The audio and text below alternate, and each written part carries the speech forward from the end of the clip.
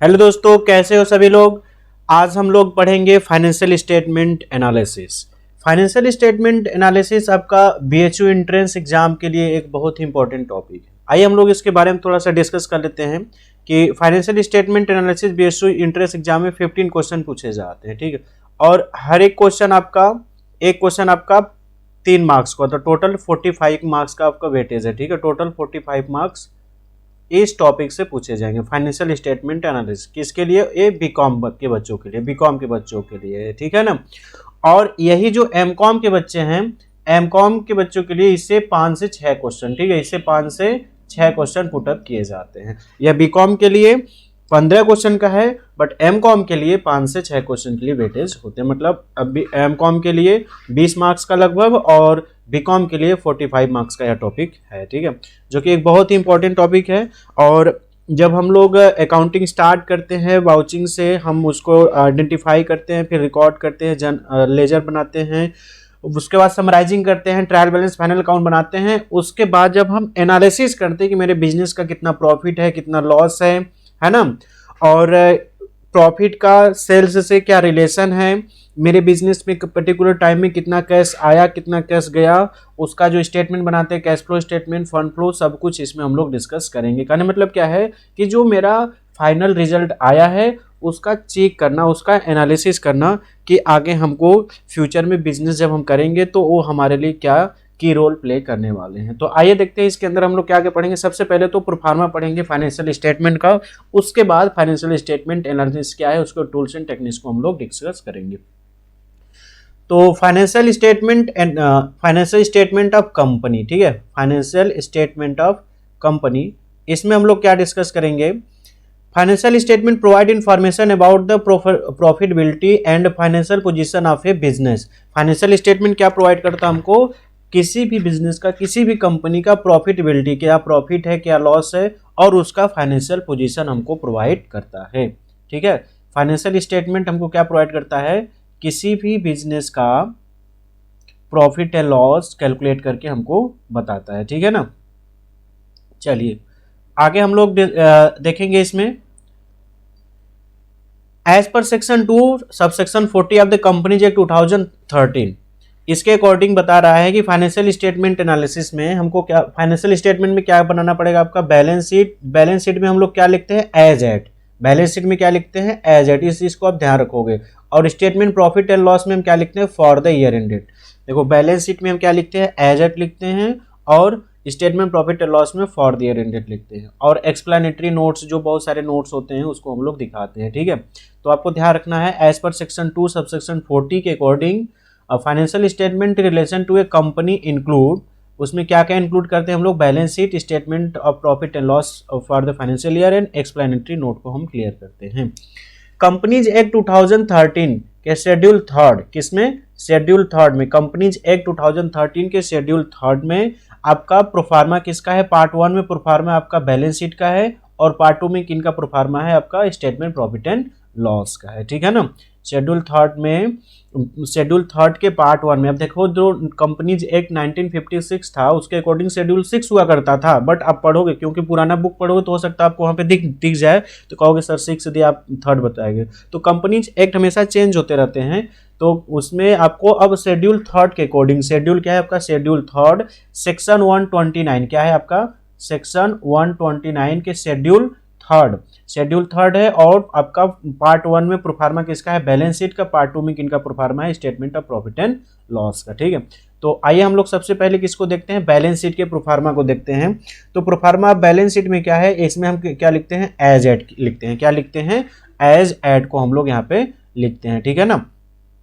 तो अब आगे देखते हैं कि इसके अंतर्गत और बहुत सारी चीजें आती हैं, जैसे कि तुम्हारा इक्विटी एंड लायबिलिटी, जिसके अंदर क्या आ गया आपका? फर्स्ट देखो, particular note number current year के अमाउंट और प्रीवियस ईयर के अमाउंट को इसमें हम लोग डिस्कस करते हैं, ठीक है।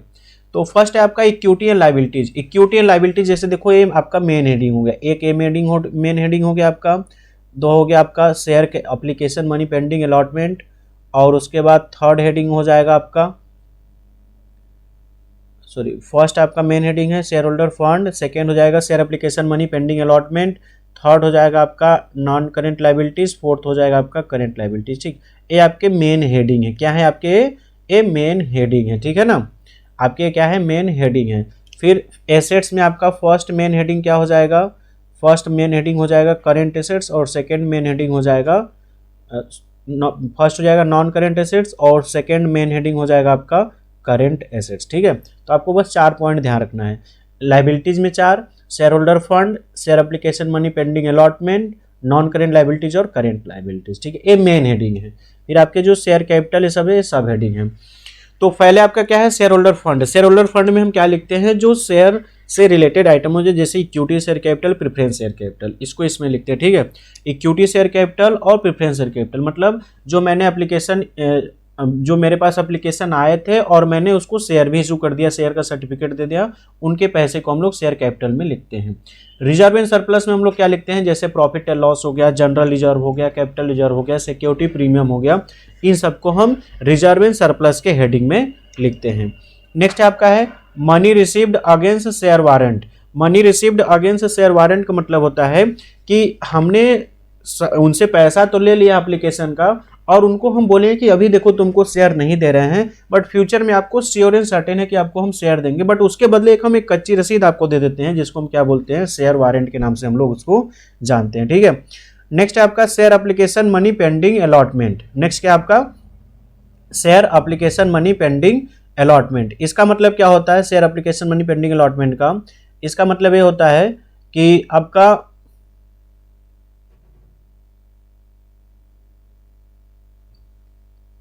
Share application money pending allotment में क्या होता है कि जैसे हमने एप्लीकेशन का पैसा ले लिया है, अभी उनको पेंडिंग में रखे हैं, मूड करेगा, मेरे ऊपर डिपेंड करेगा कि हम उनको शेयर दे भी सकते हैं और नहीं भी दे सकते हैं। ठीक है ना, मतलब उनका पैसा पेंडिंग में है। देखो शेयर कैपिटल, शेयर का पैसा ले लिए, उनको सर्टिफिकेट भी दे दिए हैं। शेयर वारंट, शेयर का पैसा ले लिए हैं, बट अभी फ्यूचर में शेयर सर्टिफिकेट जरूर देंगे, बट अभी नहीं दे रहे हैं, तो उनको अलग से कोई सर्टिफिकेट इशू कर देते हैं, जिसको हम वारंट के नाम से जानते हैं।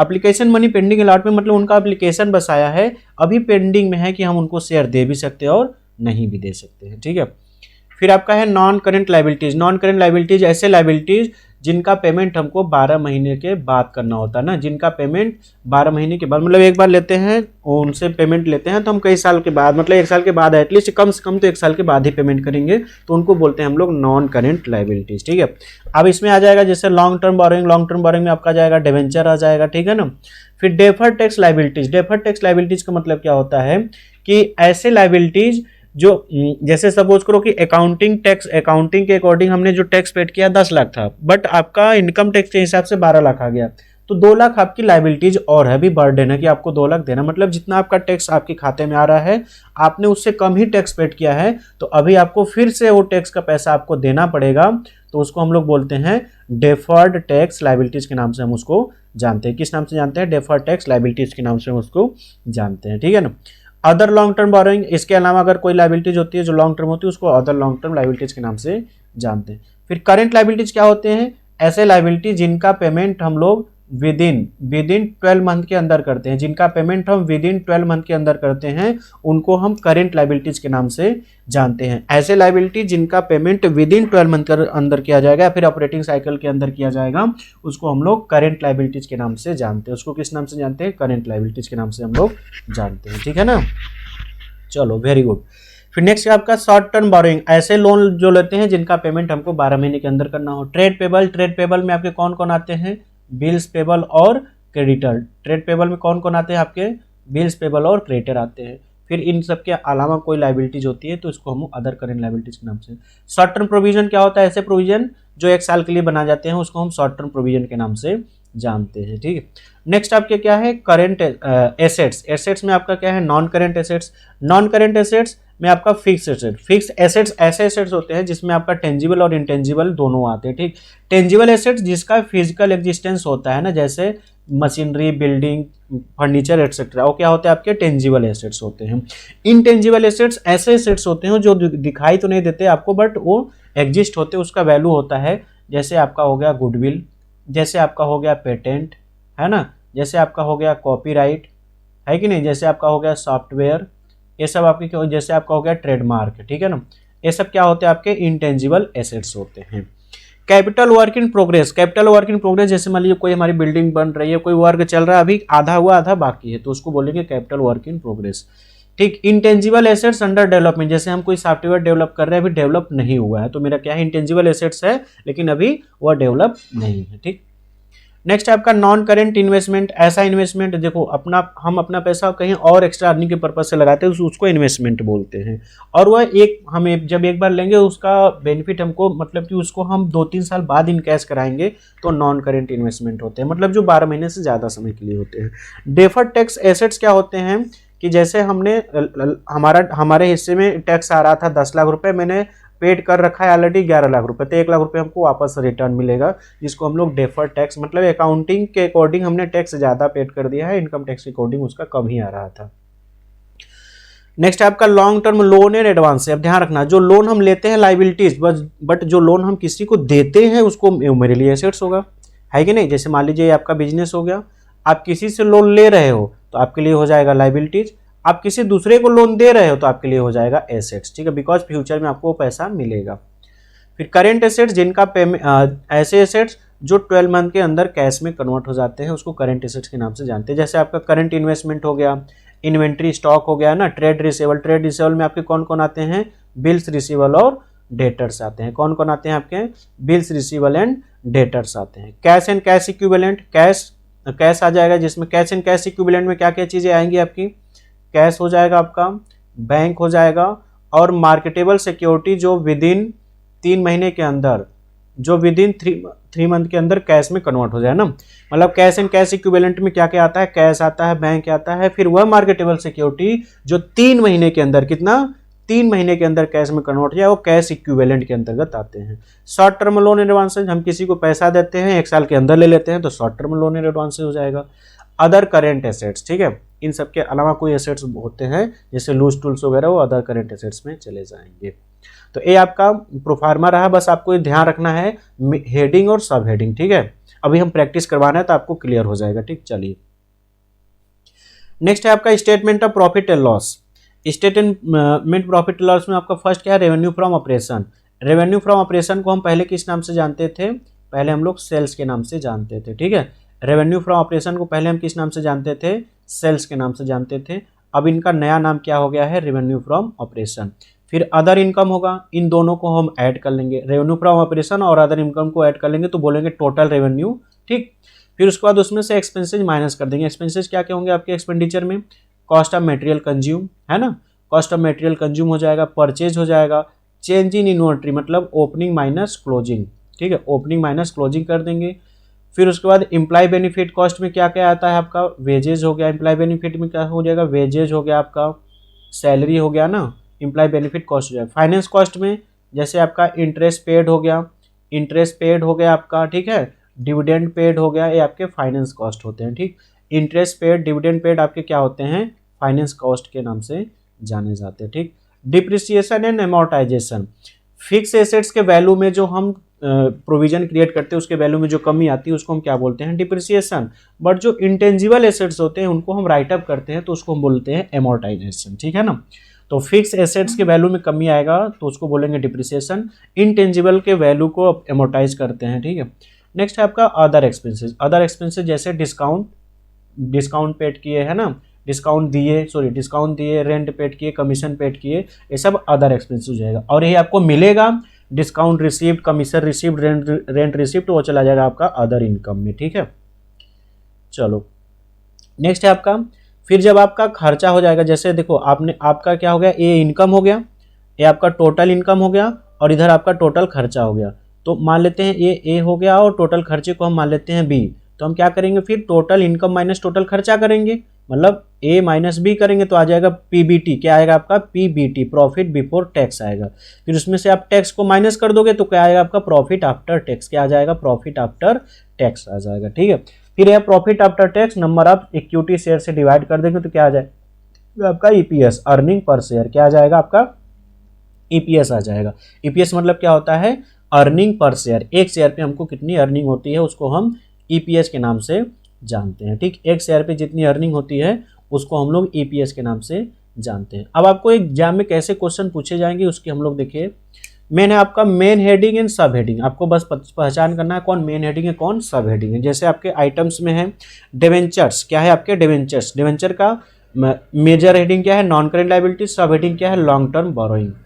फिर पब्लिक डिपॉजिट, पब्लिक डिपॉजिट मतलब पब्लिक डिपॉजिट क्या होता है आपका नॉन करेंट लायबिलिटीज और लॉन्ग टर्म बोरोइंग, ठीक है। पब्लिक डिपॉजिट क्या आपका non current liabilities and long term borrowing. अब सोचोगे कि डिपॉजिट कर रहे तो मेरा एसेट्स होगा ना, कंपनी अपनी तरफ से सोच रही है कि पब्लिक कंपनी को पैसा दी है तो फ्यूचर में कंपनी उनको रिटर्न करेगी, तो उनके लिए लायबिलिटीज होगा, ठीक है। सिक्योरिटी प्रीमियम रिजर्व आपका सब heading reserve and surplus, main heading हो जाएगा आपका शेयर होल्डर फंड, ठीक है। फिर उसी तरीके से कैपिटल रिजर्व हो जाएगा तो सब हेडिंग हो जाएगा reserve and surplus, sub heading reserve and surplus और मेन हेडिंग आपका हो जाएगा share holder fund. Forfeited share का अकाउंट हो जाएगा subscribe capital so by the way of addition और ये चला जाएगा आपका शेयर होल्डर फंड में। Interest accrued and due on debenture, debenture पे जो इंटरेस्ट एक्रूड हो जाएगा वो आपका सब हेडिंग में चला जाएगा अदर करंट लायबिलिटीज में, मेन हेडिंग हो जाएगा आपका करंट लायबिलिटीज। फिर बिल्स पेबल आपका ट्रेड पेबल में चला जाएगा, सब हेडिंग ट्रेड पेबल हो जाएगा, मेन हेडिंग आपका हो जाएगा current liabilities. Advance receive from the customer, सब हेडिंग हो जाएगा आपका other current liabilities, main heading हो जाएगा आपका करंट लायबिलिटीज। सन्ड्री क्रेडिटर, सब हेडिंग हो जाएगा आपका ट्रेड पेबल्स और मेन हेडिंग हो जाएगा आपका करंट लायबिलिटीज, ठीक है ना। नेक्स्ट है आपका अनक्लेम्ड डिविडेंड, सब हेडिंग हो जाएगा आपका अदर करंट लायबिलिटीज और मेन हेडिंग हो जाएगा आपका करंट लायबिलिटीज, ठीक है। और calls in arrear, calls in arrear को हम लोग शेयर होल्डर फंड में से डिडक्ट कर देते हैं, ठीक, मेन हेडिंग में चला जाएगा आपका। फिर है आपका interest accrued but not due on debenture, मतलब इंटरेस्ट एक्रूड हो गया है बट अभी हमने उसको दिया नहीं है, तो वो मेरा क्या हो जाएगा अदर करंट लायबिलिटीज और करंट लायबिलिटीज। सब हेडिंग क्या हो जाएगा आपका other current liabilities, main heading क्या हो जाएगा आपका करंट लायबिलिटीज, ठीक है। लूज टूल्स, लूज टूल्स आपका इन्वेंट्री होता है और ये सब हेडिंग हो जाएगा इन्वेंट्री और मेन हेडिंग हो जाएगा आपका करेंट एसेट्स, ठीक है। सब हेडिंग हो जाएगा इन्वेंट्री, मेन हेडिंग हो जाएगा आपका current assets. Calls in advance, सब हेडिंग है आपका other current liabilities, main heading है आपका करेंट लायबिलिटीज, बस आपको याद कर लेना, ठीक है ना। Interest on calls in advance, main सब हेडिंग हो जाएगा आपका other current liabilities, main heading हो जाएगा आपका करेंट लायबिलिटीज हो जाएगा, ठीक है ना। चलो नेक्स्ट है आपका interest accrued and due on secure loan, interest loan पे जो हमको इंटरेस्ट देना है वो आपका सब हेडिंग हो जाएगा अदर करेंट लायबिलिटीज और मेन हेडिंग हो जाएगा current liabilities. Interest accrued but due on accrued loans, मतलब इंटरेस्ट तो एक्रू हो गया बट अभी मिला नहीं है, अभी पेड हम नहीं किए हैं, तो सब हेडिंग हो जाएगा other current liabilities, main heading हो जाएगा आपका करेंट लायबिलिटीज, ठीक है ना। चलो नेक्स्ट क्या है आपका premium on redemption of debenture, debenture को पेमेंट करने के लिए जो प्रीमियम हम इशू करते हैं सब हेडिंग हो जाएगा अदर लॉन्ग टर्म लायबिलिटीज और मेन हेडिंग हो जाएगा नॉन करेंट लायबिलिटीज, ठीक है ना। मतलब प्रीमियम हमने डिवेंचर का पेमेंट किया प्रीमियम पे, मतलब ज़्यादा पैसा देके, तो हमारी बर्डन हो गया, तो अदर करेंट लायबिलिटीज हो गया और मेन हेडिंग हो जाएगा आपका non current liabilities. Balance with cash, मेरा पैसा बैंक में है तो कैश एंड कैश इक्विवेलेंट में हो जाएगा, सब हेडिंग हो जाएगा cash and cash equivalent, main heading हो जाएगा करेंट एसेट्स में, ठीक है। Store and spare, store and surplus, sorry store and spare रहेगा यहाँ पे। स्टोर एंड स्पेयर में सब हेडिंग हो जाएगा इन्वेंट्री, मेन हेडिंग हो जाएगा current assets. Provision for doubtful debts, सब आपका ट्रेड रिसीवेबल में से माइनस हो जाएगा सब हेडिंग में, मेन हेडिंग में किस में जाएगा आपका करेंट एसेट्स, मेन हेडिंग क्या है आपका करेंट एसेट्स होगा, ठीक है ना। नेक्स्ट है आपका सन्ड्री डेटर, सब हेडिंग होगा ट्रेड रिसीवेबल, मेन हेडिंग होगा आपका करेंट एसेट्स, ठीक है। प्रीपेड इंश्योरेंस, प्रीपेड इंश्योरेंस में आपका सब हेडिंग हो जाएगा other current assets, main heading हो जाएगा आपका करेंट एसेट्स। टैक्स जो रिजर्व होगा आपका रिजर्व एंड सरप्लस में जाएगा, मतलब टैक्स के लिए जो प्रोविजन बनाएंगे रिजर्व रखते हैं, रिजर्व एंड सरप्लस में जाएगा सब हेडिंग और मेन हेडिंग आपका हो जाएगा शेयर होल्डर फंड में। और उसके बाद डिवेंचर रिडम्पशन, डिवेंचर रिडम्पशन क्या हो जाएगा reserve and surplus, debenture redemption fund, यहाँ पे क्या रहेगा डिवेंचर रिडम्पशन फंड रहेगा, ठीक। तो सब हेडिंग हो जाएगा reserve and surplus, main heading हो जाएगा आपका share holder fund. Capital redemption reserve है आपका, तो सब हेडिंग हो जाएगा reserve and surplus, main heading हो जाएगा शेयर होल्डर फंड। देखो हम पढ़ा क्या रहे हैं आपको, बस यही चैप्टर पढ़ा रहे हैं, आपको याद करवा रहे हैं ना। देखो मैंने ये मेन हेडिंग हो गया आपका, जैसे आपका क्या था मेन हेडिंग था, ठीक, और इसके अंदर जो थे सब हेडिंग थे, फिर उसके अंदर जो आते हैं वो आइटम्स थे, ठीक है। तो उसी को बस याद कर लेना आपको, कौन सब हेडिंग है कौन मेन हेडिंग है। फिर आपका है fix asset minimum mining right. Mining right मतलब कि हमको खदान से हमको जो राइट मिला हुआ है वो आपका फिक्स एसेट, सब हेडिंग क्या हो जाएगा फिक्स एसेट्स और नॉन करेंट एसेट्स में चला जाएगा, ठीक है। वो सब हेडिंग क्या हो जाएगा आपका, सॉरी मेन हेडिंग क्या हो जाएगा नॉन करेंट एसेट्स। फिर व्हीकल्स सब हेडिंग हो जाएंगे फिक्स एसेट्स और मेन हेडिंग हो जाएगा आपका non current assets. Subsidy reserve जो हो जाएगा रिजर्व एंड सरप्लस में जाएगा सब हेडिंग, और मेन हेडिंग हो जाएगा आपका शेयर होल्डर फंड हो जाएगा, ठीक है ना। Long term investment, long term investment में आपका सब हेडिंग हो जाएगा नॉन करेंट इन्वेस्टमेंट और मेन हेडिंग हो जाएगा नॉन करेंट एसेट्स। फिर आपका शेयर ऑफ एक्स वाई मतलब एक्स वाई जेड लिमिटेड में हम शेयर में पैसा लगाते हैं, तो सब हेडिंग हो जाएगा आपका नॉन करेंट इन्वेस्टमेंट और मेन हेडिंग हो जाएगा आपका non current assets. Advance from customer, customer से जो एडवांस मिला है हमको तुम्हारी लाइबिलिटीज हो जाएगा, तो लॉन्ग टर्म लाइबिलिटीज हो जाएगा सब हेडिंग और मेन हेडिंग हो जाएगा non current liabilities. Trade payable जो हमको पेमेंट करना है तो सब हेडिंग आपका हो जाए ट्रेड पेबल्स, ट्रेड पेबल्स में आपका आ जाएगा ट्रेड पेबल, आपका ट्रेड पेबल में चला जाएगा, ठीक है, और मेन हेडिंग हो जाएगा करेंट लाइबिलिटीज, ठीक। Encashment of employ earn leave payable on the retirement, sub heading आपका लॉन्ग टर्म प्रोविजन और मेन हेडिंग आपका नॉन करेंट लाइबिलिटी, मतलब एम्प्लॉय को पेमेंट करने के लिए जो हम रिटायरमेंट के लिए हम एक मुश्त जो पैसा रखते हैं उसको प्रोविजन के रूप में, वो लॉन्ग टर्म प्रोविजन हो जाएगा और सब हेडिंग मेन हेडिंग हो जाएगा आपका non current liabilities. Arrears of fix cumulative preference dividend, मतलब एरियर मतलब बकाया, जो हमको डिविडेंड बकाया प्रेफरेंस शेयर पे डिविडेंड अभी देना बाकी है वो हमारा as a contingent liabilities create होगी, तो उसको फुट नोट में लिख देंगे और वो मेरे लिए नॉन करेंट सब है, उसका मेन हेडिंग क्या हो जाएगा नॉन करेंट लाइबिलिटीज हो जाएगा, ठीक है ना। अब ऑपरेटिंग साइकिल क्या होता है, ऑपरेटिंग साइकिल कि जैसे मेरे पास कैश है, फिर मैंने उससे कोई गुड्स खरीदा, फिर उसको मैंने फिनिश गुड्स में कन्वर्ट किया, फिर सॉरी रॉ मटेरियल खरीदा, फिर उसको मैंने फिनिश गुड्स में कन्वर्ट किया, फिर उसको मैं डेटर को बेचा, फिर हमको कैश मिलता है। इस पूरे प्रोसेस में जितने समय लगते हैं उसको हम ऑपरेटिंग साइकिल के नाम से जानते हैं। उसको हम किस नाम से जानते हैं, ऑपरेटिंग साइकिल के नाम से जानते हैं, ठीक है ना। चलिए इस वीडियो में इतना ही, नेक्स्ट वीडियो में हम लोग फाइनेंशियल स्टेटमेंट एनालिसिस के बारे में स्टार्ट करेंगे, ठीक। अभी तो आपको फाइनेंशियल स्टेटमेंट एनालिसिस पढ़ने के लिए हम लोगों ने एक बैकग्राउंड तैयार किया कि मेन हेडिंग सब हेडिंग उसके क्या क्या प्रॉफिट एंड लॉस और बैलेंस शीट का जो प्रोफार्मा था उसके बारे में हम लोगों ने देखा, ठीक है। Thank you very much.